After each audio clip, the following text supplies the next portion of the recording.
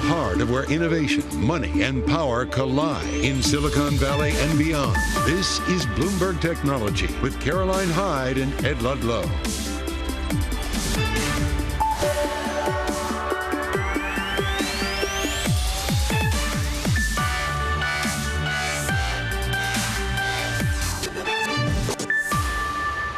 Live from San Francisco, this is Bloomberg Technology. Coming up, full market coverage as stocks stage a Tuesday turnaround after $6.5 trillion was wiped from global markets Monday. Plus, we sit down with the CTO of Palantir as AI demand boosts the company's outlook. And the US rules Google illegally monopolized the search market through exclusive deals. It's a bit of a sigh of relief on Tuesday. Call it a dead cat bounce, call it a turnaround. This is what financial markets look like. Notable gains on the NASDAQ 100, chip stocks recovering after it was technology that led the selling in equity markets on Monday. A lot of volatility around growth concerns and also economic data. And then Bitcoin is interesting as well. You saw at $56,000 per token. Later in the show, we'll go deeper on that. Let's move over to the single names because earnings are a big part of the story in the moment. There are two in particular that we're looking at. I really want to focus on Uber, up almost 8%. Strong gross bookings, strong on the bottom line. We're going to get to our report on that in just a moment. And then coming up, the CTO of Palantir. Updated outlook for revenue, updated outlook for profit, AI demand from both commercial and government customers. That's going to be a really interesting conversation in the next segment. Stay tuned for it. We'll go back to markets. Joining us for more is David Bahnsen, Chief Investment Officer at the Bahnsen Group, which oversees $5.7 billion in assets under management. The story Monday was about some of the mega cap tech names, some of those that have fueled the gains in the first half of the year. Some of those names you were particularly concerned about, so you sat on the sidelines away from them. How do you react to the last 24 hours then? Well, it's interesting that with that sector, it wasn't really a Monday story per se. It had started July 10th. The NASDAQ's drawdown had reached 13.5% yesterday, so there was already quite a bit of slide going on, and I think that does stem from the overvaluation. It's pretty stunning when you see a name like NVIDIA that had been down 25 to 30% and was still trading at about 59 times earnings, 30 times sales after such a violent correction. I think even today when you look at Apple still being negative with this kind of bounce back rally today, it does feel to me like a rotation of leadership is very well underway. You raise a point that we reiterated in yesterday's show, that Friday marked 4 straight weekly declines on the NASDAQ 100, right? You were already in correction territory. I guess a question for someone like you, David, is what do you do now? You know, is the drawdown or so-called technical correction enough that you start to look at some of the names that for many, they are teeners or there is no alternative to holding them? Well, there are probably investor categories that might want to look at something there. They certainly shouldn't be doing it because they believe it's reached a value. These are still extremely expensive stocks. For us as dividend growth investors, the tiny little paltry dividend that the NVIDIAs, Metas, and Apples pay is not enough to wet our beak. And so they would have a long way to go to start returning cash to shareholders for us to be attracted. But even apart from our dividend growth orientation, the valuations are still very high. I began professionally managing money in the 1990s, and so I will be forever scarred by the reality of what happens when you overpay for very good companies, very big and successful companies that have a generational success, and yet their stock goes nowhere for 10, 15, 20 years. In Cisco's case, still hasn't got back to 1999 levels. Those stories are real, and I believe very much they will be the case with some of these names too. I think investors have to be careful. I find names like Cisco, maybe even Dell, interesting as sort of appendages to the infrastructure build-out that's happening. I wrote about it in today's Tech Daily, right? If you think about the growth concern, investment or capital expenditures into data center seem to be plowing ahead regardless of short-term jitters. Is there an opportunity for you in that space, David? Or do you think it's just overdone already at this point? Well, and that's a very interesting story because there you can get cash flow. And so, for example, Blackstone has become one of the largest investors institutionally in the data center story, and we're able to get a real yield and become a landlord, so to speak, to data center, become a little bit less concerned with the underlying business fundamentals as to how much Microsoft's going to buy from NVIDIA or what the monetization of AI is going to be. A lot of those questions are not answered. They're not going to get answered anytime soon. But data center becomes a story that from a brick and mortar standpoint, you can make money in. I find that so interesting. Never before did I think I'd be writing about REITs in my technology newsletter, and I used their forecasts or data to kind of look at the market pipeline as a whole. Earnings. This morning we wake up, Palantir strength, Uber strength. Last week we learned from Microsoft in particular that if you miss estimates, you're in trouble, but there's still a long way to run in this earnings period. Have you taken a sort of lesson on the whole from those that have already reported? Yeah, we're about 75% of the way through. It does appear that overall earnings growth is not going to be 8% as targeted on the quarter, but probably closer to 5%. Year over year, earnings growth still looks like it'll be about 12%, but some base effects are going to make that a lot harder in the next quarters. And so I think the story of Microsoft is a kind of a microcosm of the underlying reality, that there's this sort of feedback loop at play, that Microsoft goes up because it's buying a lot from NVIDIA, and NVIDIA goes up because Microsoft's buying a lot from it. And of course, there's a lot of other customers.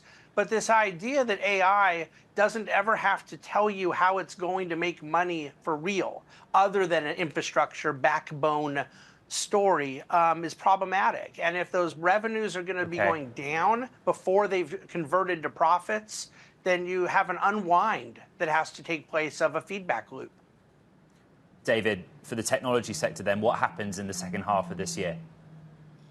I would be somewhat unconstructive on the space on a valuation basis, but we are hardly the types of technology investors that you normally would be speaking to, just in the sense of our boring insistence on free cash flow. We own Broadcom in the portfolio. We don't believe it got to the valuation overstretch that NVIDIA has. And then we own old tech names like IBM and Cisco that have ongoing free cash flow from old line businesses, but obviously new growth opportunities. That's the way we would prefer to play it, just simply because we think perfection was priced in to the more contemporary technology names. David, I do not for a second think you are boring. David Bahnsen, CEO at the Bahnsen Group. It's been great to talk to you. Thank you very much. Let's get back to the earnings story. Spoke about Uber reporting results before the opening bell this morning. I want to bring in Bloomberg's Natalie Lung, who covers the gig economy platforms for us, and just go straight to gross bookings. It's basically everything that runs through the Uber platform, apart from the tips. But within that, there are loads of stories. What did you learn about Uber, Natalie? Yes, so from gross bookings, it includes rideshare and delivery. And user frequency and as well as driver activity on the platform is an all-time high. And this result is really showing how Uber's strategy of pushing into new areas, new use cases are playing out really well for them. For example, they launch affordable options such as shuttles and lower cost shared rides. And that's sort of contributing to the counter-cyclical story that the CEO talked about on their call and helping them sort of weather their sort of consumer downturn. Bloomberg's Natalie Lung, all across Uber, and there's a lot more to come in that space, of course. DoorDash, Uber, and then we get Lyft, and that will give us a bigger picture of the strength in that market. Coming up on this program, we're joined by Shyam Sankar, CTO of Palantir, discussing the company's earnings released after the closing bell Monday. One of the big movers to the upside this morning. Commercial customers, military customers, government customers. That's the conversation. This is Bloomberg Technology.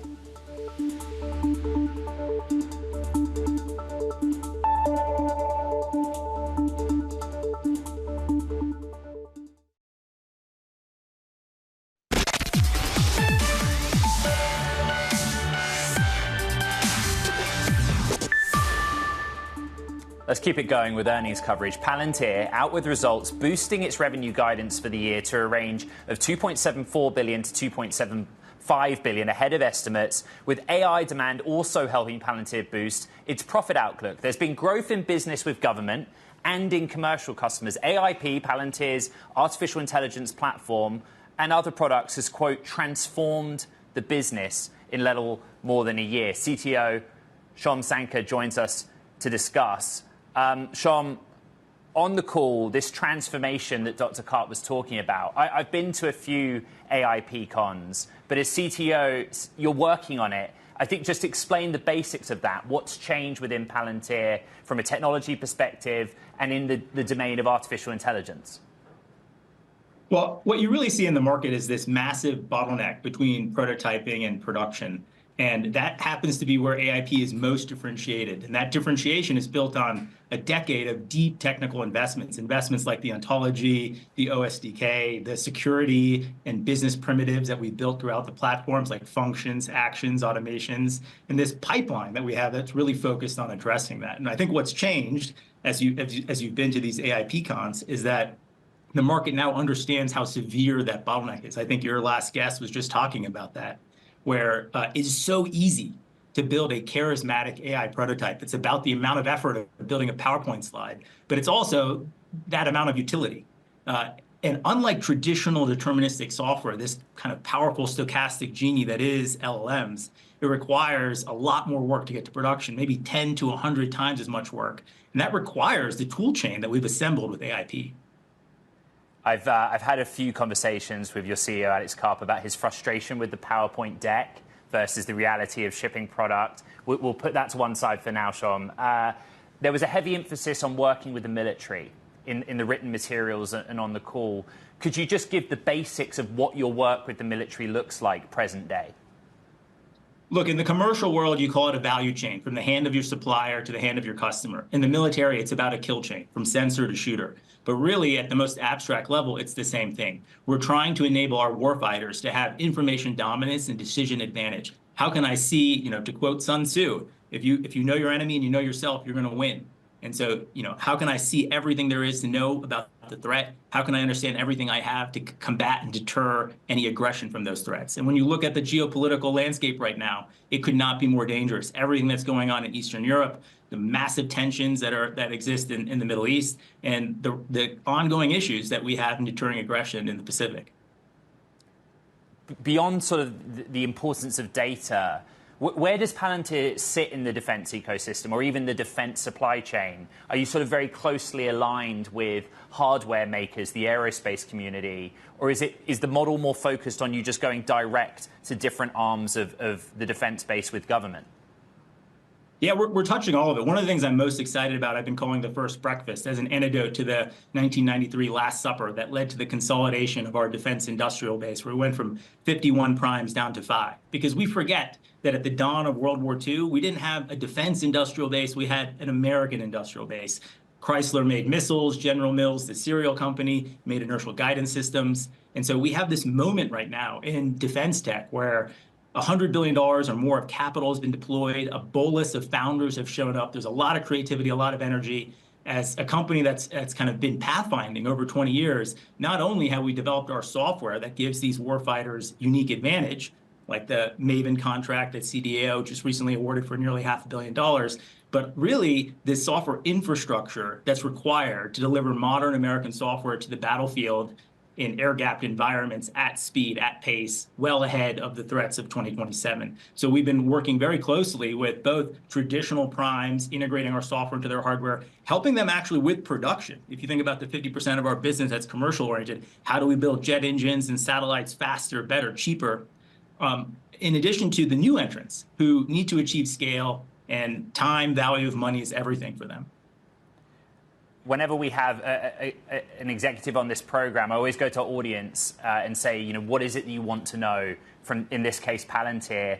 I would say most of the questions were about warp speed, very basic ones. Why now with warp speed? And the obstacles to rolling it out, making it sort of more readily available, pervasive out there, Shyam.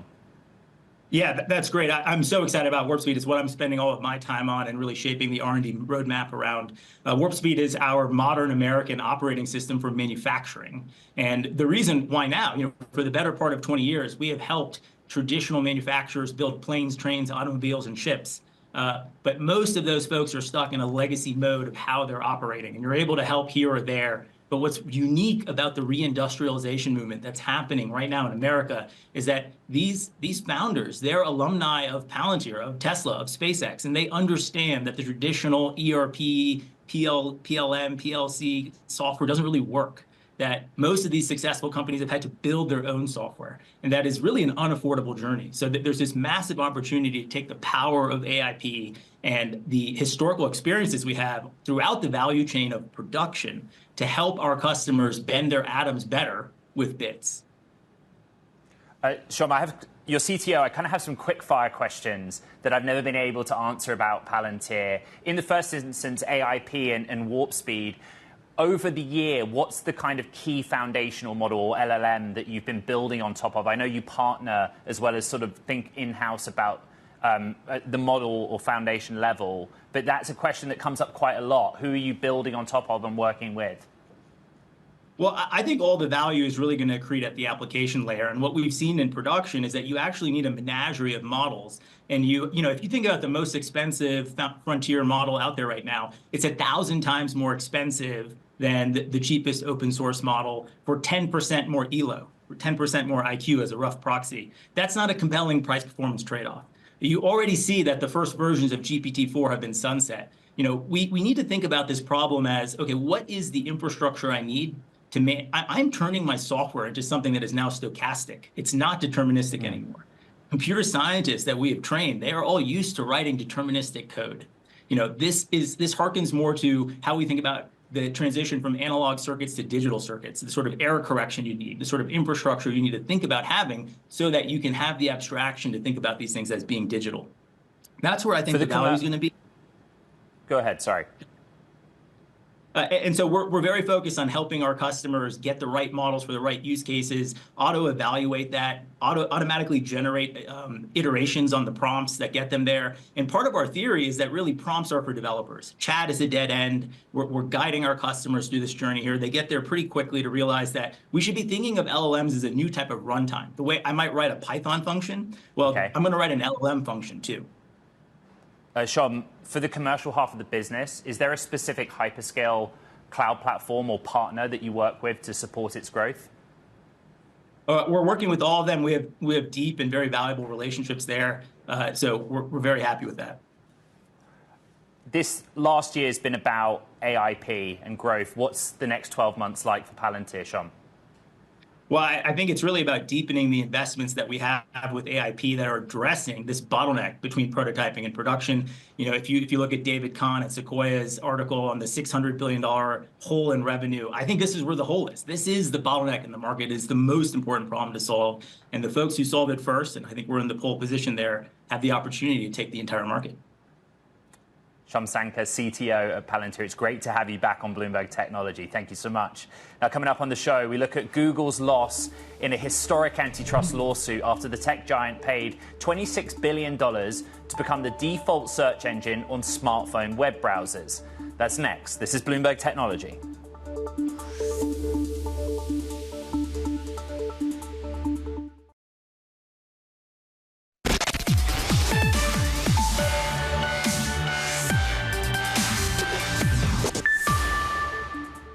In other tech news, Google lost in a historic antitrust suit after the tech giant had paid $26 billion to become the default search engine on smartphone web browsers. I want to bring in Bloomberg's Leah Nyland, who's been reporting with the team on this case.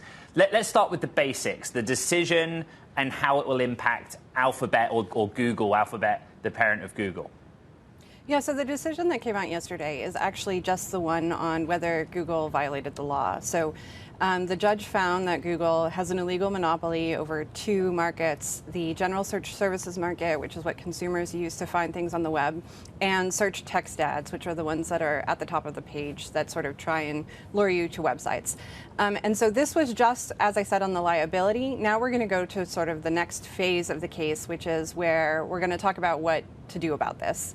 And the Justice Department hasn't necessarily said what they want yet, but there's sort of several options that people think, one of which is a potential breakup. So They could ask for the court to make Google sell off the Chrome browser or the Android operating system, both of which were key things in the trial. Or the judge could go with maybe like a slightly lesser penalty or remedy, which such as making Google share some of the data that it collects that sort of underlies all of its search results with other search engines like Bing or search startups. You kind of answered the what happens next, but a lot of questions that I got on social media was, does the ruling have teeth, if you see what I mean? You know, there are some opinion pieces out there about this being kind of a hollow victory for regulators. And the stock's kind of flat. It's hard to gauge how serious this is, I guess what I'm saying about Alphabet. But it is important, right? Yeah, it's probably not going to take any impact immediately. Google has said it's going to appeal. Those sorts of appeals generally take a year to 18 months. So, of course, this is going to delay any actual changes to Google's search engine or its business. But what the decision means is that long term, like, Google is definitely going to have to change its practices. It's not going to remain the sort of dominant search engine for very long. And it may end up having to hive off, as I said, certain parts of its business, which have provided, you know, a nice cushion to the company. The one thing that you did see sort of yesterday was there was a pretty sharp stock sell-off for Apple, because $20 billion of that $26 billion that you mentioned had been going to Apple every year. It simply, you know, had this contract with Google. It got $20 billion pretty much for not doing anything except letting them be the default on the iPhone. And this ruling definitely puts that in danger, because the judge said you can't have this exclusive agreement like that when you're this dominant. You have to let other people compete. So it might end up changing some aspects of the iPhone. There are a lot of questions about, you know, right now Apple is creating very similar agreements with Google and OpenAI over AI chatbots and such that could be on the iPhone. Will it have to make some changes to those agreements because of this decision? That's possible.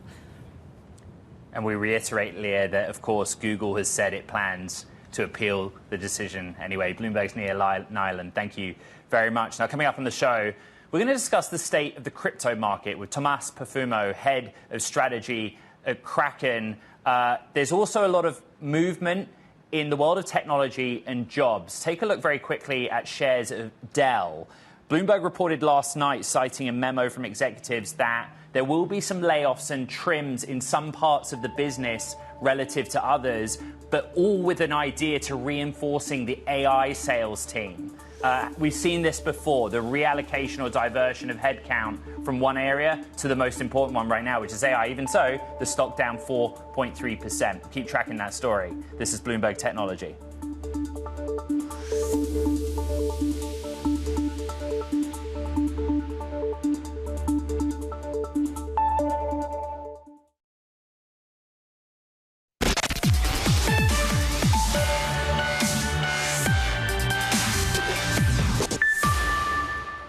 Welcome back to Bloomberg Technology. Ed Ludlow in San Francisco. The financial markets are having a bit of a breather in the sense that there was such a big decline across equity markets Monday. You can see we're up more than a percentage point off session highs this Tuesday. Earnings a big part of that story, and we've talked about Uber, we've talked about Palantir, but we remind ourselves that as of Friday night, the Nasdaq 100 had fallen for 4 straight weeks. A lot of thinking going on about growth, a lot of thinking about geopolitics, and how long this AI investment cycle in particular has to run. There's also a focus on crypto. I think back to Monday, which seems like a long time ago, but it was only yesterday.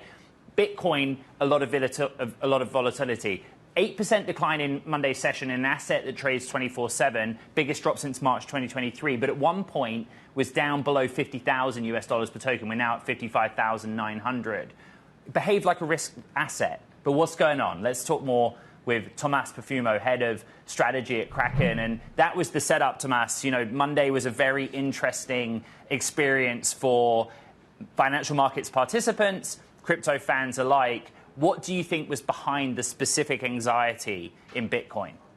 Sure. Last time we spoke, one of the 4 major catalysts that I had discussed as far as near-term performance for crypto was going to be the broader overall macro condition in financial markets. And so, of course, seeing the deleveraging event in large part due to the carry trade in Japan kind of falling apart for a lot of people, that does have an impact on crypto, in particular because some of the biggest trading firms that are involved in crypto also trade in traditional markets. And so to the extent that you have big turbulation in traditional financial markets, all good collateral gets sold off, whether it's gold, crypto, et cetera.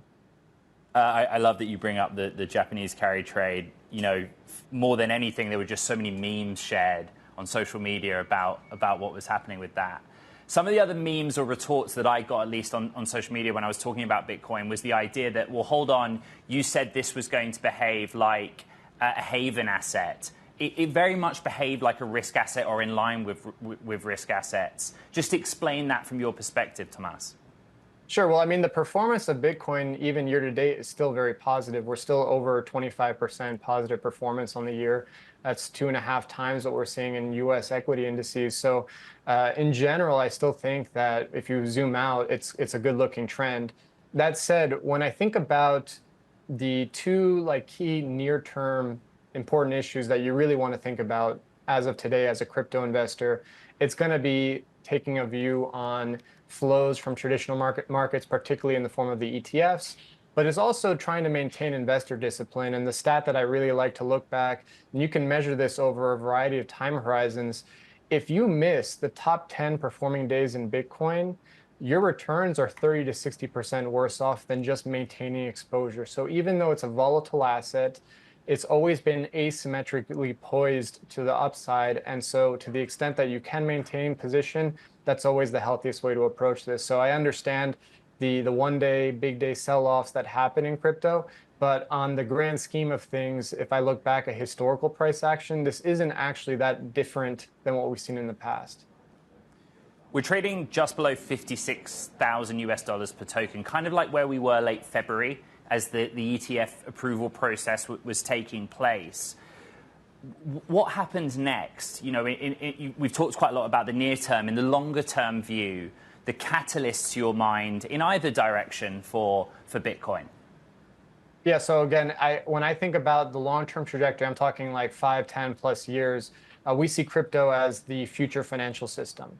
And so right now, crypto adoption is less than 10% of the global population. Everyone needs to be involved in finance. Everyone's investing. And so we think that participation grows substantially.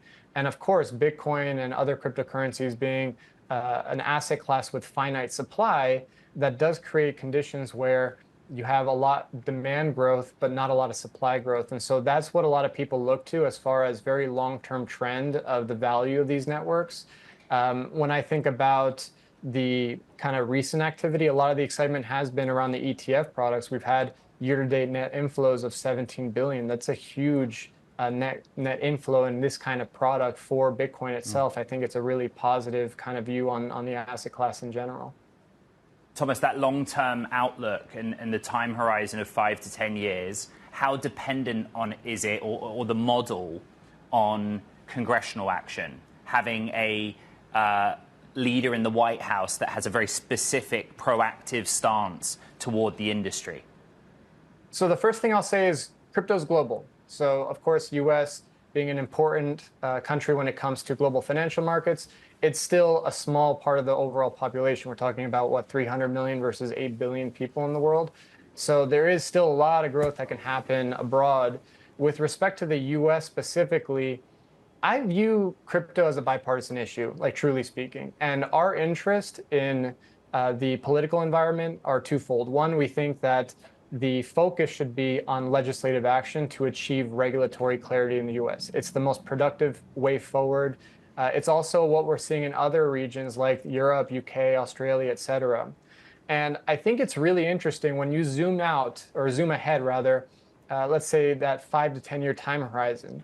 This election year is really cool because it's sort of a pivotal moment for crypto as a topic because the electorate is changing demographically. So you have roughly the same amount of voter representation projected by the Center for American Progress within the silent generation and baby boomers compared with Gen Z and millennials.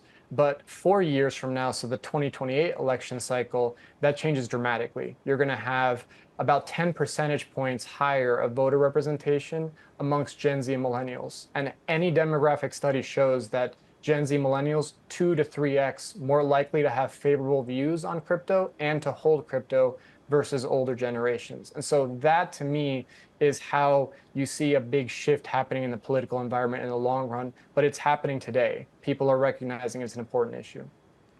Tomas Perfumo, head of strategy at Kraken, with a global data-driven view. Really appreciate it. Thank you. There are other news stories out there. It's time for Talking Tech. And first up, NVIDIA hits an engineering snag. According to sources, the company's upcoming highly anticipated Blackwell AI chips will be delayed due to design flaws. In a statement, NVIDIA says it doesn't comment on rumors and production is on track to ramp up in the second half of the year. Plus, Elon Musk's X is set to close its San Francisco offices. The company, formerly known as Twitter, will leave the city where it was founded in 2006. That's according to a source who says employees will be relocated to existing offices in San Jose and an engineering office in Palo Alto. And SK Hynix wins $950 million to bolster its US capacity. The company is set to receive an initial $450 million in grants and then $500 million in loans to build out an advanced chips packaging and research facility in Indiana. In addition to the loans and grants, SK Hynix expects to benefit from a 25% tax credit. Okay, coming up, Symphonic Capital partner and Kamala Harris supporter Shruti Shah joins us to weigh in on the Democratic candidate's running mate pick. That conversation's next. This is Bloomberg Technology.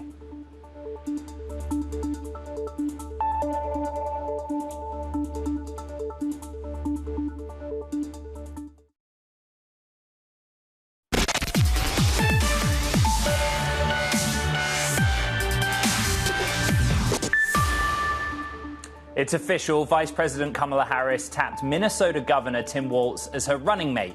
This in an effort to build an electoral coalition of coastal progressives and Midwest moderates to block Donald Trump from returning to the White House. Let's get out to D.C. and Bloomberg's Katie Lyons. I have to be honest, I didn't know as much about Tim Walz before this morning, or indeed the work done in the state of Minnesota. But that's the logic we've just outlined for the appointment. What else do we know? Yeah, Ed, it is worth noting that he probably doesn't have the same name recognition as others we understood to be on the shortlist for vice presidential contention. Nonetheless, he is a very popular governor in his state of Minnesota. So he's someone with executive experience. He also served 12 years in the House of Representatives. Before that, he was a high school teacher, a coach. He served in the U.S. military, and he's from rural Nebraska. So while he doesn't actually represent a swing state, Minnesota has been safely blue since 1972 when it went for Richard Nixon. The last time it went for a Republican. He does have proximity and therefore perhaps accessibility to those Rust Belt voters in Michigan, Wisconsin, and Pennsylvania, the states that make up that critical blue wall. This is also someone that we know has been favored by labor. The UAW president, Shawn Fain, has spoken highly of him. The AFL-CIO just endorsed him today in the aftermath of Harris's announcement. He was well known and liked among Gen Z young people. He, of course, has gone quite viral on social media in recent weeks, being the first one to coin J.D. Vance and Donald Trump, the Republican ticket, as being weird, something the Harris campaign has seized on. And of course, he also has enjoyed Democratic control of the state legislature in Minnesota in his second term as governor, which has allowed him to enact a more progressive agenda codifying abortion rights, paid family leave, lunches for young children in schools, that kind of thing that has won him a lot of praise with the left. I would just note that as the exact reason why you're already seeing Republicans out criticizing him today. The Trump campaign casting him as dangerously liberal and a radical leftist today, Ed. I would note that some of the reaction I saw on social media was exactly the reaction to the weird memes that circulated after he gave that interview, particularly among the venture capital and tech community, which we'll get to in a second. This played out on social media in part, the official confirmation, but I believe that, we're likely to hear from Vice President Harris, and I guess some more about her rationale. Could you just walk our audience through, now that the ticket's established, what happens next?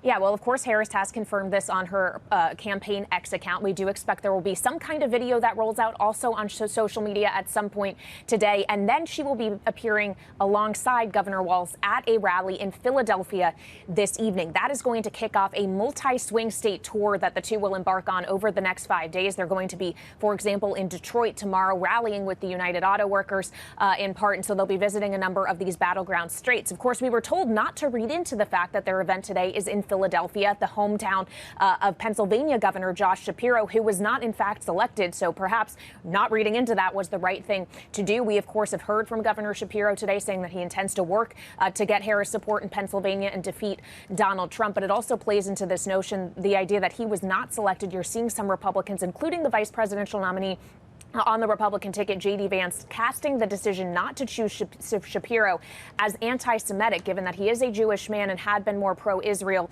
and had received a lot of backlash among progressives for his handling of pro-Palestinian protests earlier this year. So that the idea that labor didn't like him as much may have played a role in Harris's decision not to choose Shapiro. So I'm not sure if we will see him on stage alongside Harris and Walz tonight, but that is the next time. And the first time, really, you will see this ticket together in person now that the announcement has been made, with, of course, less than 2 weeks to go until the Democratic National Convention in Chicago. Bloomberg's Kayleigh Lyons, thank you very much. I want to bring in Shruti Shah, who's a partner at Symphonic Capital and one of the signatories of VCs for Kamala, a list of more than 200 venture capitalists that have publicly backed Kamala Harris and her White House bid. And Shruti Shah joins us from Durham in the swing state of North Carolina. Let's just start with the ticket, your reaction to Vice President Harris selecting Governor Walz as her running mate. Yeah. Well, thanks for having me, Ed. And I am excited that we finally have a vice presidential choice on the ticket. I think Governor Walz is an excellent choice for Vice President Harris, and I'm excited to see what the two of them are going to be able to do together. I think as far as it relates to tech, we're still learning more about about Governor Walz's policies with regard to tech. But I think that he's done a lot in the state of Minnesota. Minnesota has been declared a tech hub by the Biden-Harris administration. In addition to that, he's also done a lot to expand rural broadband access. Shruti, the week that followed the assassination attempt on former President Trump, and then the selection of J.D. Vance as his running mate, we had many venture capitalists on this program, and those from, let's call it Silicon Valley more broadly, who came out in support. They basically said, we see J.D. Vance as being a good voice for entrepreneurs and somebody with experience in our industry. Are you able to make the same arguments for the Harris-Walz ticket at this stage? How do you think they will approach your world directly? Yeah, I think it's a great question. And I just want to start by saying that I don't think many of the venture capitalists who came out in support of Trump are representative of the entire industry. As we know, Kamala Harris is from Silicon Valley. She grew up in Oakland, and she's been a longtime supporter of the tech industry. And she shares a lot of values that many of us in the tech industry have, particularly with regard to immigration and ensuring that we are continuing to drive innovation in this country with policies that are favorable to tech. So I really believe strongly that we should be thinking more broadly about the ways in which the tech industry has more diverse viewpoints than the ones that I think some very vocal members of the industry espouse. Shruti, we're showing some of the leading names, I suppose, who are signatories to the VCs for Kamala. What is the one biggest factor that unites you in your support of Harris? Or I guess the opposite, the biggest factor that makes you concerned about a Trump presidency? I mean, I think one of the biggest things that worries me about a Trump presidency is just Trump's past history with immigration policies. If you look at the number of unicorns in this country that have been started by immigrants, I believe it's around half of all of the unicorns in the United States have been started by immigrant founders. About 80% of them have immigrants in leadership roles. The H-1B visa policy is really critical for the tech industry, and Trump does not have a positive track record there. So I think having a president who understands the importance of immigration in this country is really critical. Shruti Shah, partner at Symphonic Capital, thank you for joining us here on Bloomberg Technology. Again, one of the signatories to VCs for Kamala. Now, coming up on the show, we're going to take a look at OpenAI as the company's co-founder, Greg Brockman, and John Schulman take a step back from their roles, marking a shift in company management. An important story coming up next. This is Bloomberg Technology.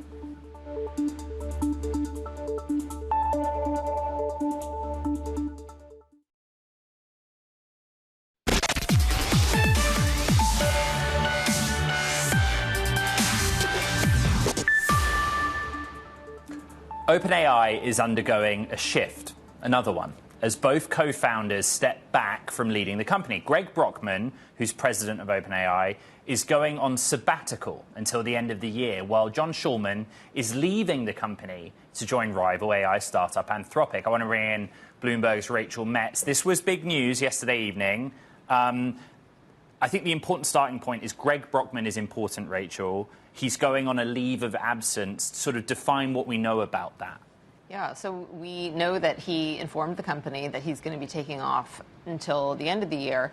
He's been at the company from the very beginning. In fact, I've been told by people that the very earliest days of OpenAI were happening at his apartment. So he's definitely been an integral piece of the company. He's one of the top people there, someone that Sam Altman, the CEO, often looks to. So it's going to be interesting to see what happens while he's out. We're showing a post that he did on X kind of confirming the details of it, and it looks like he needs a break. Schulman is a name I'm less familiar with. What was he doing at OpenAI? And I guess how significant is it that he's jumping over to Anthropic, of all places? That, I would say that's a pretty big deal. I mean, we've seen a couple people make that kind of move recently from OpenAI. But yeah, John Schulman, also someone who's been there from the very beginning, with him gone and with Greg on leave. That means there, to my count, is like 2 people from the original 2015 blog post saying, welcome, this is OpenAI, here are all of our founding members. Yes. We have Sam Altman, we have Waj Zaremba. I believe those are the 2 people that are remaining there. In addition to these guys. So it's going to be interesting to see what happens going forward. So, I mean, the information reported in the first instance that Greg Brockman was leaving, then I think we got some clarification that it's a leave of absence or a sabbatical. But the point being, in aggregate, people track OpenAI. There's been a lot of change. It seems a very long time ago that Sam Altman was briefly ousted. So summarize it all up for the audience. You know, where do they stand now versus that fateful weekend of November 23? Yeah. No, it seems so long ago, but also not. So a lot of leadership has changed and left, and a lot of things have been reorganized there, especially in the safety portion of the company. Sam obviously is back from that time in November. Ilya Sutskever, who helped organize the coup to remove Sam in the first place and then recanted, has left the company. Jan Leakey, who had worked on super alignment at the company, is gone. And we also have a bunch of other people in leadership positions, such as John Schulman, that have left. And now we also have, as we said, Greg Brockman is stepping back. I mean, to be fair, he's been there for a long time. He's done a lot of work, so maybe he just wants a break. For a lot of people, that's not so important, particularly if you're in the world of engineering. You want to say, what's OpenAI shipping right now? What is the latest thing for them on the product side? Well, that's an excellent question, actually. So they have Thank you. You're welcome. They have all the models that are in ChatGPT, and including GPT-4o, which was released in the past couple months. But the most recent thing is voice mode, which is in alpha, which means it's been released to a very limited number of people. The company has not said how many people. But it's not that many people, from what I can tell. And they're slowly going to be releasing it to more people in the coming weeks and months through the fall. I actually asked them if I could get my hands on it, so to speak. Let's see what happens. Bloomberg's Rachel Metz, thank you. An important piece of reporting. That does it for this edition of Bloomberg Technology. We're 2 days into a week that has felt like an entire week. Recap everything on the podcast. You know exactly where to find it. All the Bloomberg platforms, including the Bloomberg Terminal, Apple, Spotify, iHeart, and elsewhere. From San Francisco, just me this week. This is Bloomberg Technology.